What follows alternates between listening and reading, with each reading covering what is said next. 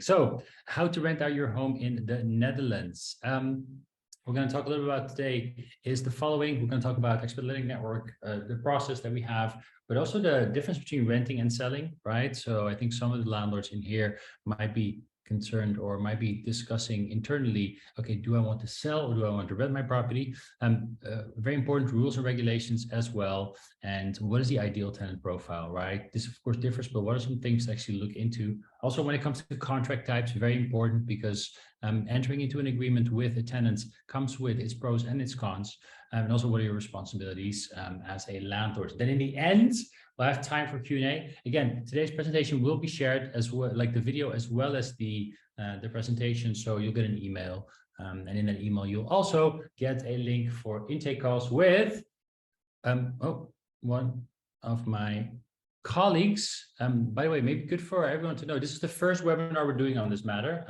We received so many requests on, okay, can you share more information about this, that we thought, let's do a webinar. So this is the first one. So if there's any feedback that you guys have or ladies have about the webinar, about information you'd love to see, pop it in the Q&A in the chat as well. Any feedback is welcome. I believe it is a gift. So here you see my colleagues. So we have a team of 3 at the moment that is actually supporting landlords with finding tenants for their new home. As you can see, we're a bit of an international bunch, which is nice because it helps us understand as well what people go through that are looking for a home. Lilette is from Australia, has lived in the UK as well, and is now a lucky resident in the Netherlands. Giovanna from Brazil, lived in Groningen as well, and has now moved to Eindhoven, so it's much more focused on the southern part. I am Dutch, but my dad is from the Caribbean, so I consider myself to be partly an expat as well, though I've never lived abroad yet. But this is the team, and like I mentioned, when you receive the email after the webinar, which will most likely happen this afternoon or tomorrow, you'll also get a chance to actually book a free intake with these young, lovely ladies. Now, let me go to the next slide. So what is Expat Letting Network, right? One of the things that we initially did, so in the past, we started off actually helping people find a home. That was under the umbrella from Expat Housing Network. And at some point, we got so many requests from landlords that said, okay, hey, we really like how you work. Why don't you help us finding tenants as well? Then we decided, okay, we can do that, but we want to do it differently than a lot of the real estate agents are currently now doing it. They're very much focused on transactions, right? We are very much focused on the people aspect of the properties. You, as a property owner, you have maybe lived in your property yourself, or maybe it's an investment that you bought, right? But you want to make sure it's taken care of. So you want to find quality tenants, right? We also want to make sure that when we do find quality tenants, the experience for the tenant is a pleasant one, because we believe that if you make them or help them feel at home, they'll actually treat the property like their home as well. Pricing is very important for us, very transparent. We also just focus on quality tenants, right? Nobody wants to actually have a tenant move into their property that after 2 or 3 months already says, okay, I'm leaving, or you find out is wrecking the place, right? So we have a very strong and big network that we built under the Expat Housing Network umbrella, right? We worked for a very large amount of companies, international companies, and that makes it a little bit easier to vet tenants as well. Then the last thing, but not necessarily the least thing, is that we believe that support, especially if you rent out your property, doesn't end when you get the keys, right? As a tenant, it also starts often there, right? Especially if you offer like a property management service and so on. We want to make sure that the property is not just has a tenant in it, but also is managed properly along the road and down the road. Where do we operate? We operate in Amsterdam, we operate in The Hague and Rotterdam, we operate in Eindhoven and in Groningen. So I'm very curious to learn from you where you guys are looking to rent out your property. Maybe this is something you can pop into the chat. So let us know, okay, so if you were to decide to rent out your property, what location are you at? Like, this webinar is for the whole of the Netherlands. So I'm very curious to find out where you are. Maybe can I open the chat? No, I can't open the chat. So I'll see that a little bit later, but pop it in the chat. And then that gives a bit of an idea of where people are looking for to rent their homes in. Now, how does our service work? So what we do is we come actually around in person, because we believe that building that personal relationship and actually seeing your house before we can decide whether we can help you out or not is super useful. We can also give you tips on what to improve, what to look for, what to change in the property before renting it out. Then, of course, we'll take photos. We'll make sure the property looks picobello and that we actually can list it on the websites, and then we start promoting it also internally. We have a big network of potential tenants, but also companies that we work with that are always looking for quality properties to house their people in. Then we have the viewings and screening. So the viewings is something that we arrange, right? So we make sure that tenants, potential tenants view the property, will be there to make sure that the actual viewing is a pleasant one. And sometimes you see that, especially in a market like this, where it's quite a landlord's market, you see that agents create kind of like very narrow kind of like timelines for viewings, and they say, okay, hey, I'm going to book 5 to 10 people in at the same time. We don't like that. We like to give everyone the time they deserve to make sure that we get a good impression from the tenant, but also the tenant gets a good impression from the property and so on. Once then we've received offers, we actually screen the tenant, making sure that we only send the offers that actually are proper offers your way and proper candidates as well. Then when you do decide to move forward with one of these candidates, we'll draft the contract and we'll make sure that the money is paid before they get the keys. Then we'll be there, of course, at the property to make sure that the condition of the property is recorded and that an inspection report is set up. If you then also want to have property management service, will be the point of contact for the tenant. We'll make sure they pay the rent on time. And if there's any escalations or things that need to be taken care of in the property, will be a third party contact as well. So that's a little bit more about us. In terms of the market, currently you're seeing some market dynamics, right? So we're seeing that maybe the sales and purchase market slowing down a little bit, but we're seeing that the rental market is increasing quite dramatically. If you look at the amount of people that have relocated to the Netherlands, but also the amount of people that are just looking for a home in comparison or in combination with the housing shortage, we see that there's still a lot of demand for rental properties, and that number is most likely only going to increase in the foreseeable future. By the way, again, if there's any questions in the meantime, pop me the Q&A, and then I can actually answer them at the end. So what are the pros and cons of selling versus renting? So when you look at selling, like the pros, of course, are you have capital, right? You have access to easy capital at that point. There's no capital gain tax, right? So if you sell your property and you've made a profit on it because the value's increased, you don't pay tax over that profit. And of course, you don't have any maintenance anymore, right? Because property means also a little bit of maintenance. What are some of the cons? Well, right now, the market's cooling off a little bit, right? So maybe you don't get the price that you might want for it. Also, of course, if you do earn a lot of money on it, there will be wealth tax, of course, that you have to pay. And there's no passive income, right? So it's like a one-time kind of like capital push, but besides that, there's no kind of recurring revenue there. From a renting perspective, so what are the pros and the cons of renting? So the pros are you have passive income. However, passive it's not 100% passive, of course, because there's still things you need to be doing. We'll talk about responsibilities a little bit later. But good thing to know is that if you rent out your property, it's considered to be under box 3, which technically means that you don't have to file the rent as income, right? So if you have a somewhat low mortgage or you make a bit of a profit on it, that is nice to have. The downside to that is that you can't kind of like deduct any costs of the income either. So that will be for you directly. So what is also good to know is that because the market is cooling off a little bit, right? There will at some point be a moment where we'll see an upwards trajectory again, right? And I think that I don't think I've ever heard anybody say, oh, I'm so happy I didn't buy a property 20 years ago. And I think that the same thing applies here, right? So it might be cooling off a little bit now, but if I look at the projections, whether it's some of the regulations and rules or something like that, or the amount of people that is just coming to this world and coming to this city and country as well, I don't foresee like it's slowing down in the long term. So if you do have the luxury to say, okay, I'm going to rent it out for a couple of years to see that we see maybe the market go back up again, right? That is definitely a positive of renting. And of course, you build up equity because you have somebody else paying off the mortgage. So that's quite nice. The cons of renting, of course, are maintenance, and you'll have responsibilities. And there's no mortgage rebate scheme, right? So one of the benefits of buying a home in the Netherlands, if you live in it, is that you can actually deduct the interest of your taxable income at the end of the year. However, if you don't live in the property yourself anymore, then you cannot apply for that scheme. So that's maybe good to know. And tenancies protection is also an important one. So tenants are very well protected in this market. So make sure that you understand what kind of like the rules and regulations are there. Okay, so rules and regulations. So there's a couple of things I want to touch on. I want to touch on approval, right? So who do you need approval from before you can rent it out? Regulated or deregulated, a very important one because it has an influence on your rental price. Do you need a housing permit or not? And do you need a sharing permit in case you decide to rent it out to multiple people? Now, let's start with the approval part. So first of all, the mortgage provider, as long as you have a mortgage, owns your home until you've paid off the last penny, right? And they have a very clear clause in the mortgage contract that states that you cannot rent it out without permission from them, right? Super important. This is something that a lot of landlords overlook or forget about or just don't do anything with, right? That is a risk, right? We can't condone it, but we see a lot happening because you need approval from your mortgage provider. Now, I do know that, let's say you leave the country for a year on an assignment and you come back, then sometimes mortgage providers are inclined to say yes, but they have very strict requirements what you need to put into your contract. Now, then if you want to rent for a longer period of time, then most likely your mortgage provider will say, okay, that's fine, but you have to change your mortgage into an investment mortgage, right?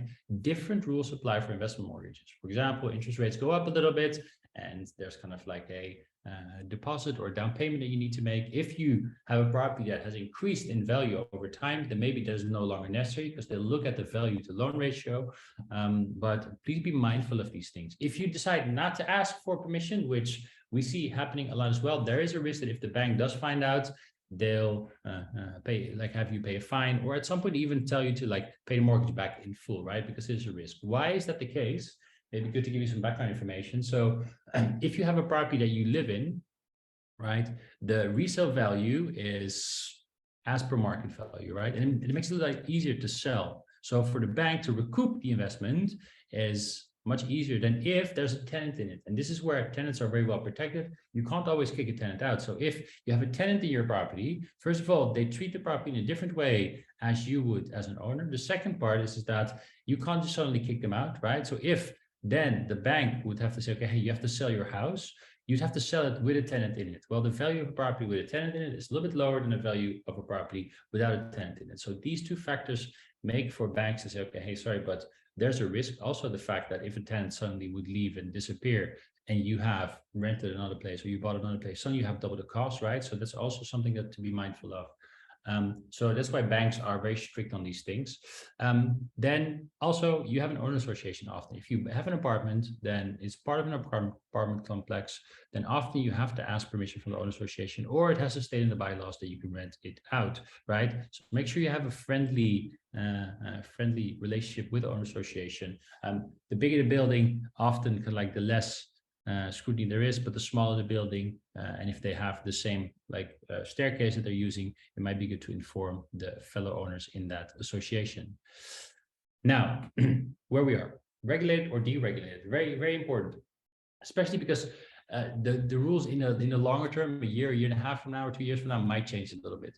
In the Netherlands, we have a regulated market. Technically, what it states is that they say you have to calculate how many points your property has. Now, how do you calculate that? Well, you calculate it by looking at the size, the WOZ value, which is the value attributed to by the municipality to your property, right? And it's a little bit different from the market value. The WOZ value counts the energy efficiency, how luxurious is the property. So does it have, for example, a bathtub, mixed taps, how tall or how long is the kitchen counter? All these things play into it. And then what happens is you get kind of an amount of points. And if you surpass 145 points, then you can decide whatever you want in terms of how much rent you want to charge. However, if it's below 145 points, then there's a maximum rental price, a maximum base rental price that you can charge, which is 763 euros and 47 cents. We call any property up to 145 points social housing. Any property above that is private sector. So when you do look for renting out your property, right, make sure you understand what the point system is and how many points your property has. They're currently in talks to change that. They're seeing that the market dynamics are a little bit off for home searches for starters and so on. So they would like to raise that regulated threshold to 185, but that's not going to happen until 2024 or maybe even 25. I'm still, we're still waiting for kind of that bill to pass, and I don't think it's going to happen too soon. So at least this year, next year, and maybe the year after, you should be perfectly fine. Now, as long as you know that, and as soon as you know this, then you can actually decide, okay, hey, is it worth it for me to rent out my property, right? Because in the end, you also have to look at cost versus income. If your mortgage is much higher than that regulated rental price, then maybe renting it out is not the most ideal setup for you. Now, The second thing is, in some cities, you need a housing permit.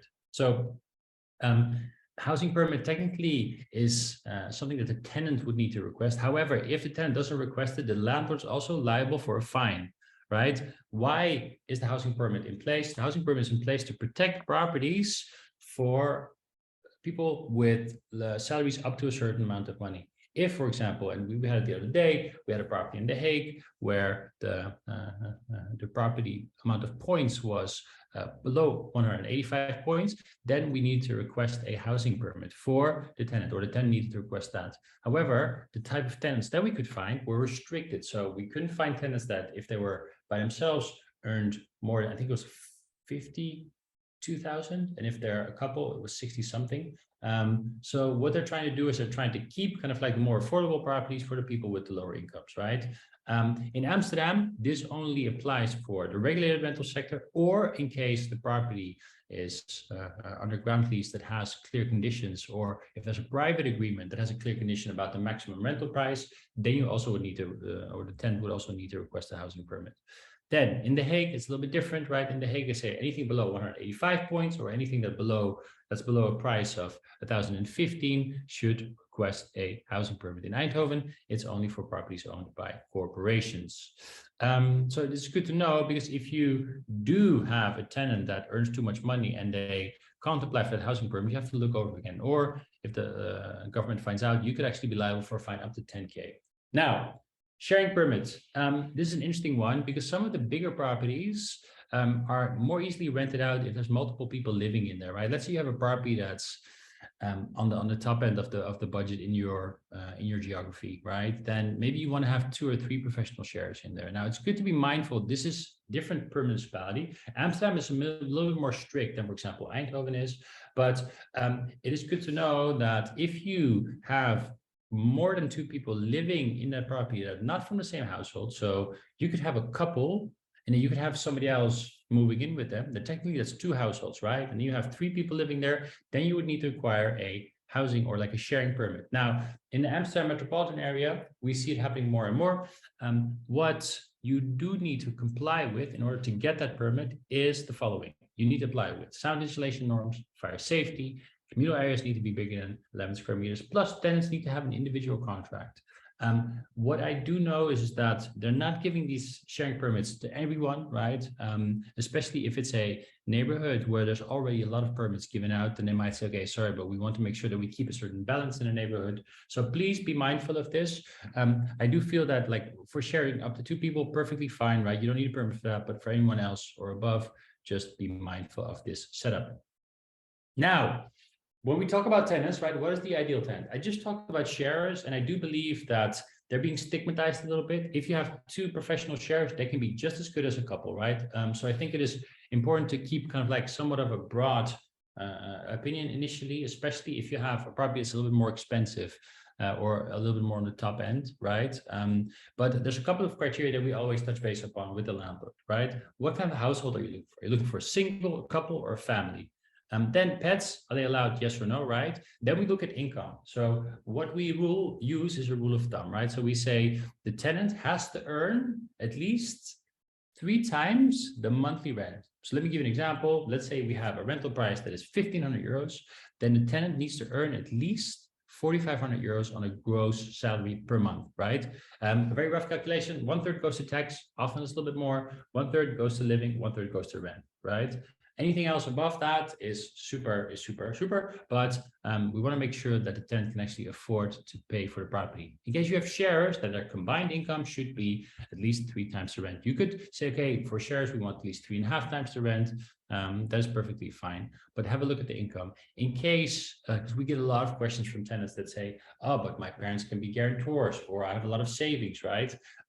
Look at it case to case. Like, we're not super enthusiastic about guarantors, especially if they're internationals, right? It's very difficult to chase down money in a different country. Savings could be a solution, right? Sometimes we ask them, okay, hey, but pay a few more months of deposit or pay a few months up front to actually prove that you have the savings, and not that your dad or your mom kind of like transfer that money to show that you have savings and then got it back after you get the property. So income is an important one. Work contract, also an important one, right? So what company do they work for? It's a reputable company. What's the term of their contract? Sometimes we see people that have 6 months contracts, 7-month contracts. That is a bit of a risk, right? So we prefer 12 months to indefinite. And of course, any other criteria that are important for you, right? So I think that if it's your first time renting out a property, it might make sense to actually just have a bit of a relationship with the tenant. So touch base with them on a call before you make the final decision. That can definitely work. I do believe bringing the human element into this process will kind of like make for more success down the line as well. I think that if it becomes super transactional, right, then the tenant will also treat the property from a transactional perspective. And I think that you want to make sure that they understand that it's a thing of value and that you value, first of all, the relationship, but also how they treat the property. Now, we want to talk a little bit about the different rental contracts. There are 3 different types of rental contracts. It's super important to understand the difference about these because, again, like I mentioned, tenants are very well protected in the Netherlands. So if you pick the wrong contract, you're not happy with your tenant, it can be quite difficult to ask them to leave. We'll talk about first about contract model A. Contract A is an indefinite rental contract, so it runs for an indefinite period. So the tenant can stay for as long as they want. Now, as a landlord, you can request a minimum term, right? So what I often see is that landlords, they want to rent it out, but they don't want somebody to leave after 4 months, right? Then you can go for a contract model A because you can state, hey, I want to have at least 12 months of lease from this tenant, right? So you can stay for as long as you want, but you have to stay for a minimum of 12 months. That is reasonable, right? Being good to know is that the tenant has protection from the start, so they can, again, stay as long as they want. So it's very difficult to evict a tenant with the Model A contract. And then a notice period is 1 payment period, which is often 1 month for the tenant. For you as a landlord, you can't just give notice unless there's a very strong reason. Maybe your own house burned down or the property is damaged in such a state that you need the property back, right? And then you still have a notice period of 3 months. So it's good to be mindful of that. Then you have a Model B contract. So Model A is indefinite, the tenant can stay for as long as they want. Model B is a contract that allows you to have a definite term in the contract. So you can say, okay, hey, I'm going to rent my property out only for 12 months or 24 months, right? The downside to this is you cannot request a minimum term. The upside is after that, you can ask the tenant to leave, or with a Model A contract, you can't. With a Model B contract, the tenant has no kind of like tenancy protection. It doesn't mean that you can ask them to leave prematurely, right? But tenant cannot stay for as long as they want. The notice period is 1 payment period throughout the rental period for the tenant. This is good to be mindful of. With a Model A contract, the tenant cannot give notice in the period that is fixed, right? So the initial 12 months. For a Model B contract, they can actually give notice after 1 or 2 months, right? Often the intention, of course, is not to do that, but it's good to be mindful of it. And what's good to know is if you extend a Model B contract, it automatically becomes an indefinite contract. So it automatically refers to a Model A contract. You can't say, hey, I want Model B and I want to extend it by another year thereafter. That is not a possibility. Then, if we look at the Model C contract, a Model C contract is a temporary rental contract. We often call this the diplomatic contract because it's often used by people that go away on assignment for a year or for 2 years, right? They want to have something temporary, but they also don't want the hassle of having to find a new tenant if the tenant decides to leave after the first 2 or 3 months, right? So what they can state is they can say, okay, hey, I'm going to leave for 12 months. I want to rent it out for 12 months. You have to stay for 12 months. However, they have to show that they're going to return and they're leaving the country or they're leaving for a specific reason, right? Again, you can extend this contract, you can extend this contract with similar terms, right? And the notice period for the tenant, if you don't set a fixed date, is again 1 payment period. So these are the 3 different types of contracts. So whenever you decide to kind of like go with a tenant, be mindful of these contracts. Now, what are your responsibilities as a tenant or as a landlord? Sorry.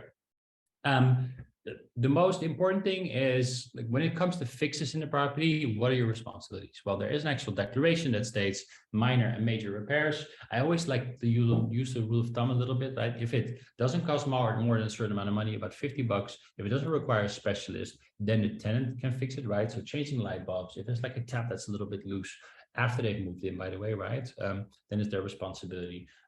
But we can actually share that list with you. Major things like structural things, or if equipment breaks, right, it will be your responsibility. However, when I talk about electronic equipment, so let's say the washing machine breaks and we find out that the tenant left a coin in their pocket that damaged and broke the washing machine, then it technically is the responsibility of the tenant. So be mindful of these things.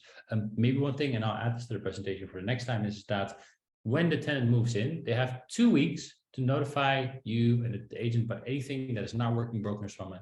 That is your responsibility to fix, right? So we're talking here about post those 2 weeks. So it's good to know that if they're after a month or 2 months, something breaks, right? Figure out who is responsible. If it's minor, it could be the tenant. If it's major, it could be you. If it's damaged by a tenant, it's the tenant. If not, then it could be you. Then a notice period. So with a lot of the contracts, you have a notice period and you cannot give notice earlier than 3 months and no later than 1 month. So this often applies for Model B and Model C, because Model A, you can't just give notice.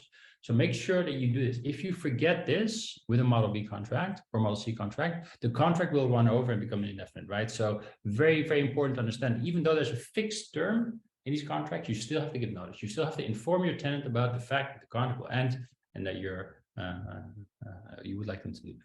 Now, you also have VVE responsibilities or ownership or association of owners responsibilities. Very, very important, right? So you still are responsible for contributing to the owner association, making sure that there's a insurance, like for building, making sure that the public areas are maintained and so on. So that's still your responsibility. Taxation. So as a property owner, you have property taxes, right? Also, you have wealth tax if you have built up or accumulated enough wealth and so on. So please be mindful of that. Now, we often get the question as well, so can I stay registered in the property? Well, that is something that still happens sometimes, right? But by law, technically, you'd have to be registered in the place you actually live in. If you don't live in a property, you should deregister. However, we're seeing that landlords stay registered in some of the properties. The downside to that is that when it comes to taxes, municipality taxes, they will be in your name, right? So you have to come to an agreement with your tenant that says, okay, I'm going to stay registered. I'm going to take my part of the municipality taxes. And what you could know is that if you rent your property out to one person, the taxes will be lower than more than one person. Technically, they've defined like two sets. One is for a single person household taxes, one is for multiple person household taxes. So if you stay registered and the tax increases for the single that is moving into your property, then you want to make sure you cover that difference, right? So be very clear on that. If there's an inspection from the municipality about, okay, who's living in the property, it doesn't happen very often. It's very kind of like random, right? Or if there's like flags or if there's complaints from the neighbors, then they might ask, okay, but we see there's 2 people registered here, 3 people registered here. Where's the other person living? And if there's only 1 bedroom, right, that they see, and the bedroom is very much decorated with the stuff from the current tenant, then they might actually charge you for it. So please be mindful of that. I think that was quite quickly how I went through the presentation. So reach out for a free intake through us. Like, we're going to send you an email with intake links. I see there's a lot of questions in the Q&A, so I'm going to focus on answering a lot of these questions. If you have any questions now, pop them in the chat or pop them in the Q&A, and I'll start answering them. You will get a 10% discount on our service if you decide to kind of like sign up with us before January 1st, right? How do you say that? We'd love to get you on the books and help you out with finding a tenant. Let me focus now on the questions. So from anonymous attendee, I already have a mortgage at 1.5% on my first apartment moving out next year. Would you recommend switching to a high interest buy-to-let mortgage versus selling? It's a good question. So if you are moving out next year, first of all, like I mentioned, you would need to ask for approval from the bank, right? We see a lot of landlords not doing that.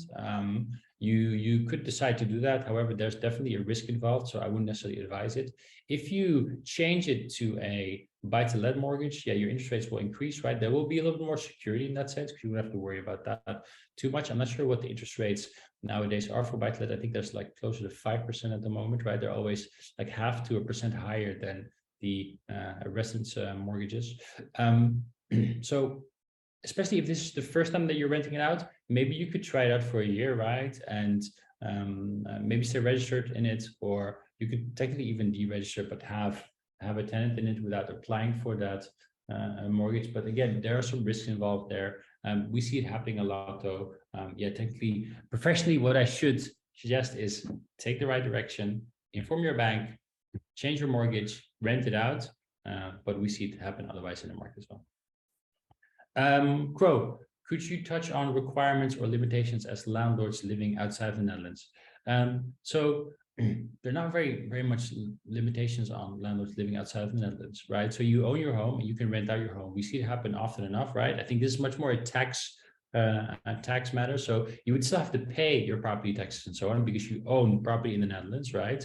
And since it's not considered to be income, the rent that you have, you don't have to pay any income taxes over it, which would otherwise make it a little bit tricky if you're living in a different country and you're earning income in the Netherlands. But in this case, there are very little limitations to you renting it out. Again, still requiring approval from the mortgage providers and so on, but that doesn't change whether you live in the Netherlands or whether you live outside the Netherlands. I hope that answers your question. Then I have a question from Dinesh. Do you expect a deeper home price correction, or you expect house shortage to act as a support for further slide, assuming interest rates remain stable? So if I had a glass ball, I would probably be sitting on a beach and giving you answers about this topic. There's a couple of things that play into this. First of all, I do believe that COVID has released a certain type of behavior that some people thought was permanent, right? But it wasn't. Like if you look at, for example, online spending, but if you also look at focus on housing, and I think what we're seeing now is we're seeing a correction from COVID. I'm not sure if we're seeing a correction from pre-COVID, and pre-COVID prices already were going up. If you look at the housing shortage, and I must say the conflict in Eastern Europe is not helping, right? Supply chain issues, when it comes to like any other cost for petrol or anything like that, or we've seen COVID also had impact on prices like wood and materials and so on. There's also kind of like a labor shortage. So I do believe that we'll continue to see the housing shortage in the foreseeable future, right? Now, there's a couple of things that could have an impact on the value of property, right? It's not just whether there's a housing shortage or not, it's also how attractive is it to buy a house, right? If the interest rates at some point do increase, right? And that's a very tricky one to say, because I'm not sure what inflation is going to do, right? If inflation will continue to stay high, the central banks could continue to increase interest rates. But if the interest stays stable to some extent, right? I think that we'll see the shortage increase. And I think that housing prices will not have such a dramatic fall as they had in 2008. Also bearing in mind that the the starting position for a lot of homeowners is much more positive than it was in 2008, where people were able to borrow up to 106, sometimes even 110% of the value of the property. And suddenly what you see then is that the actual loan to value, right, is much bigger than if you have, for example, now homeowners that buy property and can only borrow up to 100%. So I think that we're in a better position, but it's also unprecedented times, right? So yeah, I can't give any guarantees, but I am positive about the future. I hope that answers your question a little bit, Nash. Then we have another question from anonymous attendee about passive income. Rent is untaxed. Does it apply to all types of properties or only apartments? If I rent out a parking place I own, do I need to pay any tax? I heard something about VAT that needs to be applied here, but not sure how it would work if I'm not a company VAT payer. So I think that's good, really good to look into. I'm not 100% sure about that answer, because if the parking spot is part of your rental property, right, then you could consider it to be, again, also in box 3. However, it's a separate one. You could consider it to be, no, but you still have to be like incorporated to some extent. So have a chat with a taxpayer, because we are not specialized in parking spots, right? What we do is when we rent out a property that has a parking spot included, then you don't have to pay any special VAT over that parking spot. So this is where I would actually talk to a tax advisor. If the bank finds out you're renting out the place without an investment mortgage, can they really fine you or just call the mortgage in? It depends a little bit what's in the contract, right? So they could say, okay, you have to call the mortgage in, but if you don't do that, we'll fine you, right? So again, I think that it's just good to be mindful of the fact that if the bank finds out and they're not happy, they could actually force you to take action. And if you have a tenant in there that has a contract with you, right, and has rights, then you could either pay a fine for the tenant, because the tenant might go to court and say, okay, sorry, but I have rights here, so you can't just kick me out. Or the bank might actually say, okay, hey, because you're not paying off your mortgage directly, right, we incur specific costs. And often these mortgage contracts have a clause that states that they can increase the mortgage by a certain amount of money for any administrative costs they need, any legal fees they need to make. So in the end, it's going to cost you money if they're not happy. And sometimes you get off with a warning and it's okay, you have to change your mortgage within a specific period of time. But luckily, we've never had that with any of our landlords. So another question, can you talk about the risks of increase in the point thresholds for regulated versus deregulated? Yes, so one of the things that is happening, and it's also partly due to COVID, right, is because the housing market went even more insane than it was before. It became very difficult for starters to find a home. Now, what happens then is that when the government decides to kind of like maybe step in a little bit more, the first thing they do is they look for tools that can regulate the rental market, right? They already did that a little bit by allowing only a part, for example, of the WOZ value to be contributed to the point system. Now what they're trying to do is they're trying to create like this middle segment. So now you have like a low segment up until 760, I forget the amount, 760. And then above that, there's no kind of like threshold, right? Above that, you can decide whatever you want for rent. Now, the difficulty is that there's a lot of people who don't make enough money to pay for these expensive rents and earn too much money to pay for these social housing properties. So there's this middle segment that they want to create. They try to do that with 185 points increase of threshold. Now, the downside to that is there's a lot of properties that are owned by private owners, right, who then suddenly can only charge $1,000 for their rent. If they have a mortgage out that requires them to pay more, then it's not interesting for them to actually pay or rent out the property. So they might actually decide on selling.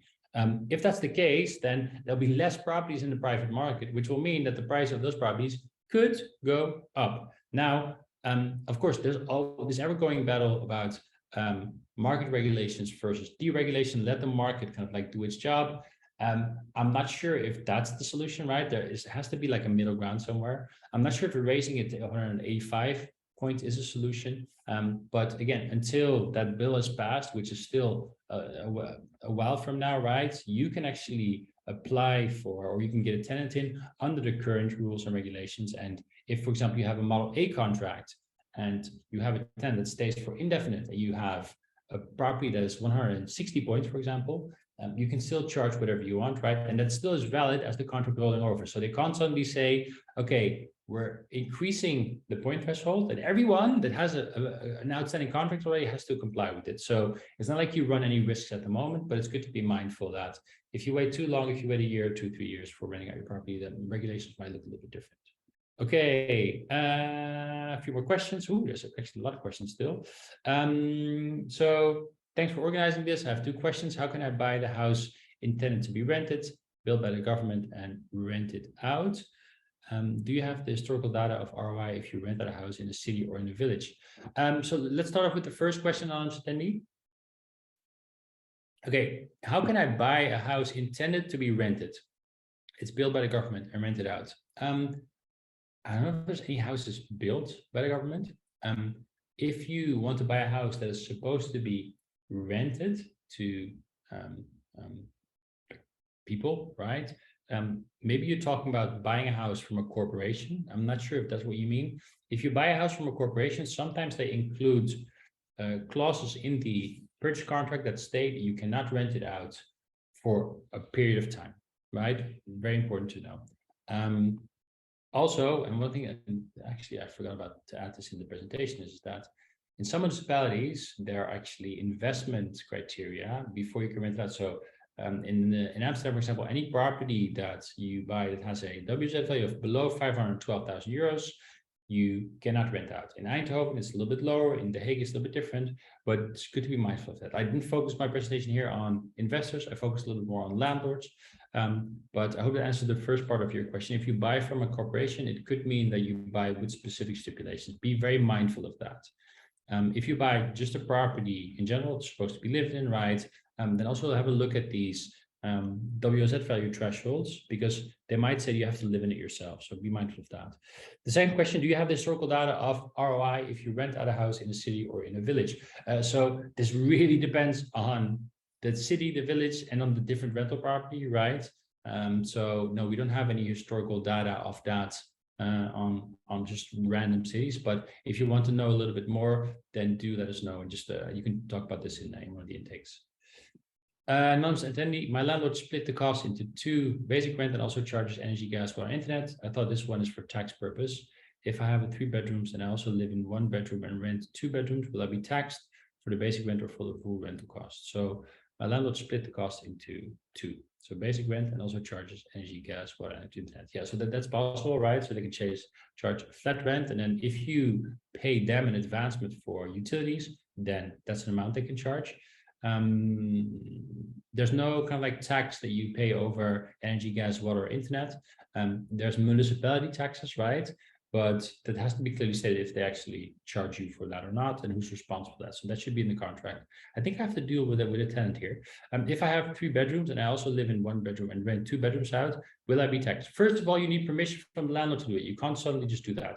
The second thing is that the sharing permit applies, right? So be mindful of that. If you get more than 2 people in, you might need a permit, or the landlord might need a permit. If they don't, they might be fined and you could be evicted.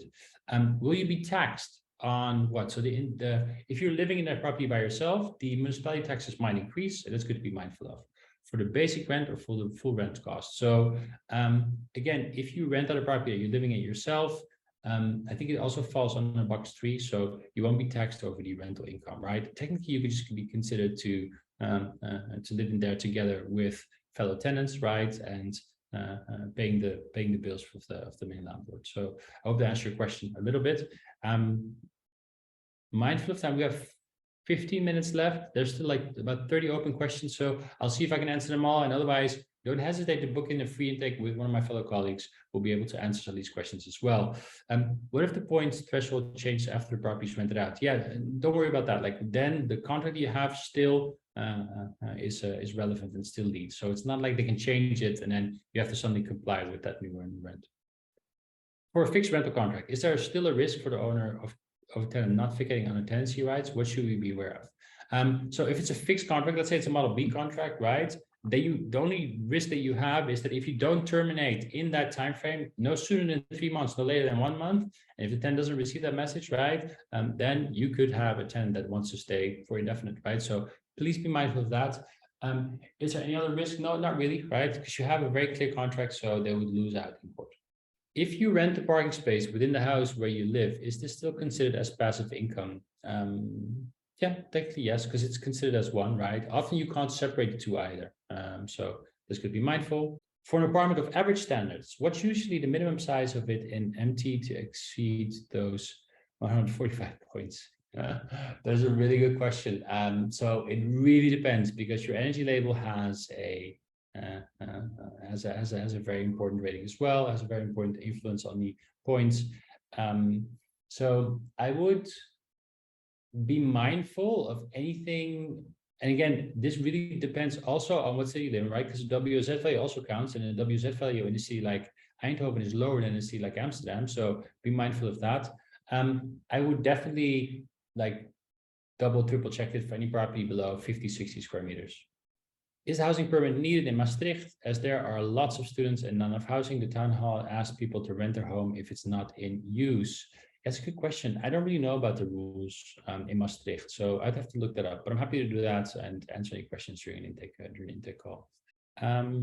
Nit Tonkam, hi, just saw that I put my question in the wrong place. Here's mine again. Thanks.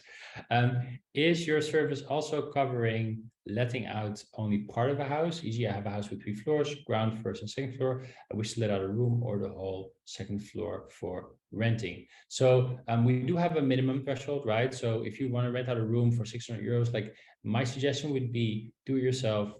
If you rent out like a floor of a property and there's a minimum value to it, then we're happy to look into it, but we have to look at it case by case. Hey, another question from Dinesh. If a family is renting and living in a 4-bedroom house, is there a possibility to sublet to 1 additional adult with permission from owner, of course? Yes, but again, here's that sharing permit, right? So if it's in the Amsterdam metropolitan area, make sure that you understand that you might need a permit, because suddenly there will be 2 households in that property, right? And then you might need a permit for that. So, but no, you can do it if it's with permission of the landlord. Subletting is only illegal if there's no permission from the owner or from the municipality. Another question, if Model B contract was originally for 12 months, can there be a follow-up contract for another 12 months? EJ total not exceeding the 24 months. No. So if you have a contract for 12 months Model B, if you extend it again, then it becomes indefinite automatically. Bro, what if you and the tenant don't want to commit to a Model A contract, but after 24 months, you want to extend the current tenant stay? Is this possible, or do you need to find a new tenant regardless? Now, you can extend, however, the tenant then builds up tenancy rights, tenancy protection. So it will become a Model A contract, right? Which is perfectly fine. If after 2 years you're happy with your tenant, right, you can actually have it transfer into a Model A contract. So that's what we see often happening, right? So I think that a lot of landlords enter into these agreements a little bit maybe worried or something like that, but often they see that the majority of the people are perfectly fine, wonderful, and treat the property with care, right? So yes, definitely this is an option. Who pays VVE monthly fees usually, tenant or the owner? The owner pays it. I love these questions. So who should pay for the municipality tax, the landlord or the tenant? So municipality tax are on the name of the user, right? So if the tenant lives in the property, is the only person registered there, the tenant will get the municipality taxes. If you are registered there, then you'll get the municipality tax. However, you can agree to split them equally or have any agreement in place. I would kind of like not include the fact that you're staying registered in the contract, right? Because yeah, technically the municipalities are not too happy with that. So yeah, I would state in the contract that the tenant is responsible for paying for the municipality fees, but then off the record, I would make sure that you cut a deal and say, okay, but for any of the changes, because I'm still registered, I will pay for those. Who pays municipality and water net taxes usually, tenant or owner? Yeah, I just answered that question. I hope that answered your question as well, anonymous attendee. What's the cost of service? What do you mean, our service?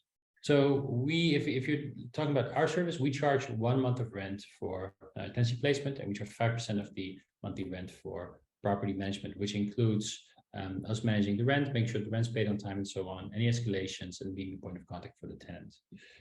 Hans, what is the procedure to get permission from bank for renting the house? How much the mortgage percentage should be before renting the house?